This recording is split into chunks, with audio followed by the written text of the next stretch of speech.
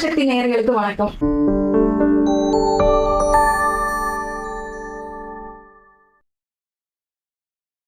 Gastric ப்ராப்ளமும் அசிடிட்டியும் more or less ஒண்ணுதான்.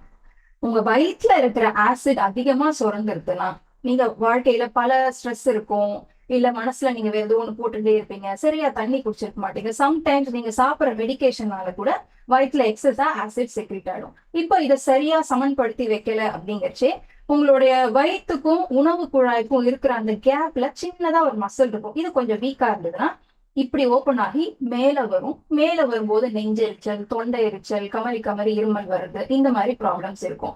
So heart burn, acidity மோராலஸ் எல்லாம் ஒண்ணுதான். இது ரொம்ப கிரானிக் ஆயிடுச்சுன்னா அதுதான் கேஸ்ட்ரோ ஈசோபேஜியல் ரிஃப்ளெக்ஸ் டிசீஸ், ஷார்ட்டா GERD சொல்றோம். இப்போ அந்த மசில் நல்ல ஸ்ட்ராங்கா தான் இருக்கு, மேல உங்களுக்கு இருக்கல, ஆனா வயிற்றுல ஆசிட் ரொம்ப அதிகமா இருக்குன்றச்சு வயிறே புண்ணாக ஆரம்பிச்சிடும். அப்போ அது அல்சர், இல்லைன்னா அது கீழே போக ஆரம்பிச்சிருது, இன்டெஸ்டைன்ல போக ஆரம்பிச்சிருதுன்னா, அது கீழே போக ஆரம்பிச்சு இன்டெஸ்டைன்ல ரப்சர் ஆக ஆரம்பிச்சுன்னா இது வேற வேற லெவல் ஆஃப் டிசீசஸ்க்கு கொண்டு போகும். ஸோ லார்ஜ்லி வயிற்றுல இருக்கிற ஆசிட் எந்த லொகேஷன்ல போகிறதுங்கிறத பொறுத்துதான் உங்களுடைய இஷ்யூஸ். ஸோ எல்லாமே ஒரே ப்ராப்ளம் தான். நீங்க ஃபுட் அண்ட் லைஃப் ஸ்டைலை கரெக்ட் பண்ணும்போது இது எல்லாமே கரெக்டாக ரிவர்ஸ் பண்ண முடியும்.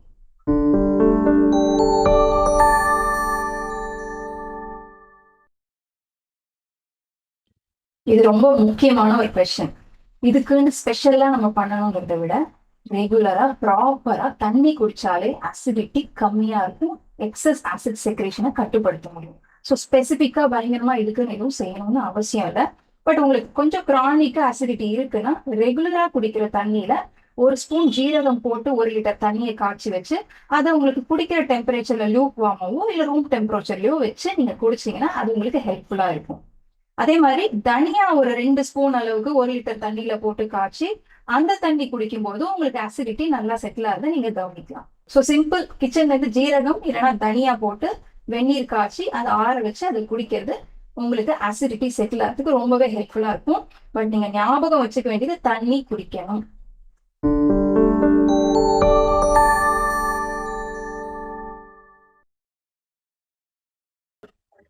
ஒரு வேளை சாப்பாடுக்கு அப்புறமும் ஒரு 1/2 டீஸ்பூன் ஜீரகம் இல்லைன்னா சோம்பு போட்டு கொஞ்ச நேரம் சூ பண்றது, சூ பண்ணி முடிஞ்சா அதை முழுங்கிடுறது, இல்லைன்னா அதை ஸ்ப்ளிட் பண்ணிட்டு தண்ணி குடிச்சுக்கலாம். இது உங்களுக்கு சாப்பிட்டதுக்கு அப்புறம் வர ஆசிட் ப்ராப்ளம நல்லா குறைச்சி கொடுக்கும். ஒரு 1/2 ஹவருக்கு நீங்க தண்ணி குடிக்கிற அவசியம் இல்லாமலும் பார்த்துக்கும். அண்ட் அசிடிட்டி கண்டிப்பா வராது, நல்ல டைஜஷன் இருக்கும். இதை தவிர நீங்க இதே ஜீரகம் ஒரு சோம்ப நல்ல ஒரு டம்ளர் வெந்நீர் கொஞ்சம் எக்ஸ்ட்ரா ஹாட்டா உங்களுக்கு சூட் ஆகிற அளவுக்கு சூடான டெம்பரேச்சர்ல ஒரு 20 மினிட்ஸ்க்கு அப்புறம் குடிச்சாலும் உங்களுக்கு அசிடிட்டி நல்லபடியா கண்ட்ரோல் ஆகும். கிரானிக்கா ஆனா அசிடிட்டி இருக்கு, உங்களுக்கு அல்சர் மாதிரி இருக்குனாக்க காலையில வெறும் வயிற்றுல ஒரு 4 பல்லு தேங்காய், நைட்டே ஊற வச்ச 2 ஸ்பூன் கசகசா, இது ரெண்டுத்தையும் சேர்த்து நல்லா அரைச்சிட்டு ஒரு சிட்டிகை ஏலக்காய் தூள் இதையும் போட்டு அரைச்சு ஒரு 1/2 டம்ளர் பாலோட லைட்டா வார்ம் பண்ணிட்டு இதை வடிகட்டி குடிச்சீங்கன்னா அல்சர் கண்டிப்பா செட்டில் ஆகும். ட்ரை பண்ணி பாருங்க. சாப்பிட்டதுக்கு அப்புறம் அந்த 1/2 டீஸ்பூன் வரைக்கும் சோம்பு போட்டு சூ பண்ணணும்னு சொன்னேன் இல்லையா, அதுல முக்கியமா நீங்க நோட் பண்ண வேண்டியது நல்ல சுகர் அப்புறம் ஃபிளேவர் போட்ட சோம்பு கண்டிப்பா யூஸ் பண்ணக்கூடாது. அது உங்களுக்கு அசிடிட்டி ப்ராப்ளமை ஏத்தி தான் விடுமே வழிய எந்த விதத்துலயும் ஹெல்ப்ஃபுல்லா இருக்காது. இன்ஃபேக்ட் இன்னும் கொஞ்சம் டயபெட்டிஸ் ரிலேட்டட் இஷ்யூஸ் இருந்ததுன்னா அதையும் இது இன்க்ரீஸ் பண்ணிவிடும்.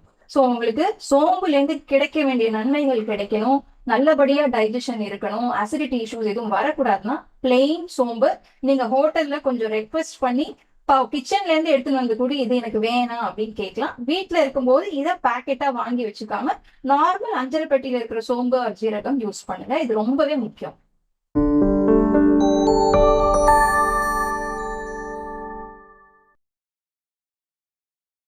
அசிடிட்டி ப்ராப்ளம் இருக்கு இல்ல அந்த டெண்டன்சி இருக்குன்னா கண்டிப்பா ஊறுகாய் வத்தல் வடாம ரொம்பவே குறைச்சிக்கணும். அதுலயும் ஊறுகாவை அவாய்ட் பண்ணிடணும். வத்தல் வடாம என்னைக்காவது மினிமல் போர்ஷன்ல 1 பீஸ் 2 பீஸ் அந்த மாதிரி சாப்பிட்டுக்கலாம். அதை தவிர ரொம்ப ஆயிலியா இந்த குருமா, சால்னா இல்லைன்னா தேங்காய் அரைச்சி விட்டு நல்லா கொதிக்க விட்டு நிறைய மசாலா போட்ட ஐட்டம்ஸ் இதெல்லாம் அவாய்ட் பண்ணிக்கணும். ரொம்ப சிம்பிள் ஹோம் குக்டு ஃபுட்டா சாப்பிட்றது பெட்டர். அதுவுமே அளவு கொஞ்சம் கம்மியா நேரத்தோட சாப்பிட்டீங்கனாலே அசிடிட்டி ப்ராப்ளம் வராது.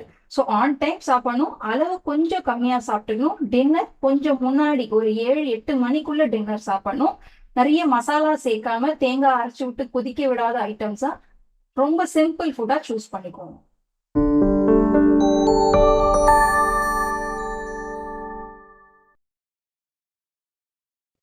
உங்களுக்கு அந்த தூக்கமே டிஸ்டர்ப் ஆகிற அளவுக்கு நைட் இப்படி படுக்க முடியல, எல்லாம் எரிச்சல் வருது, ஒண்ணுமே சாப்பிட முடியல, ரொம்ப நாஷியஸா இருக்கு, காலையில எல்லாம் வயித்தை நல்லா பெரட்டுறது, சாப்பாடை பார்த்தாலே பிடிக்கலன்ற அளவுக்கு ஆசிட் ப்ராப்ளம் வந்துருச்சுன்னா கண்டிப்பா முதல்ல போய் உங்க டாக்டரை பார்த்து தேவையான மெடிகேஷன்ஸை ரெகுலரா எடுத்துக்கோங்க. இதுல நீங்க ரொம்ப முக்கியமா ஞாபகம் வச்சுக்க வேண்டியது, டாக்டர் உங்களுக்கு 7 days மேக்ஸிமம் 21 days கோர்ஸ் தான் மெடிசின் கொடுப்பாரு. மெடிசின் அந்த ப்ராப்ளம அந்த நேரத்துல சால்வ் பண்றதுக்கான வழிய it is not a cure. Cure வந்து லைஃப் ஸ்டைல சேஞ்ச் பண்ணிக்கிறது, சாப்பாடு நேரத்துக்கு சாப்பிடுறது, ஒரு பேசிக் பிசிக்கல் ஆக்டிவிட்டி உங்களால என்ன முடியுமோ அந்த அளவுக்கு வச்சுக்கிறது, சாப்பாடை நல்லபடியா ரெகுலேட்டடா வச்சுக்கிறது, தண்ணி கரெக்டா குடிக்கிறது. இது மட்டும்தான் உங்களுடைய ப்ராப்ளம சால்வ் பண்ணுமே வழிய மெடிசின் அந்த நேரத்துல அந்த பிரச்சனையை தீர்த்து கொடுக்குமே வழிய அது ப்ரிவென்ட் பண்ணாது. ஸோ இதை ஞாபகம் எப்பவுமே நீங்க வச்சுக்கணும். அதுக்கு ஏத்த மாதிரி மெடிக்கல் மேனேஜ்மெண்ட் சிஸ்டம் புரிஞ்சுட்டு எல்லாத்தையும் ப்ராப்பரா ஃபாலோ பண்றதுக்கு கத்துக்கணும்.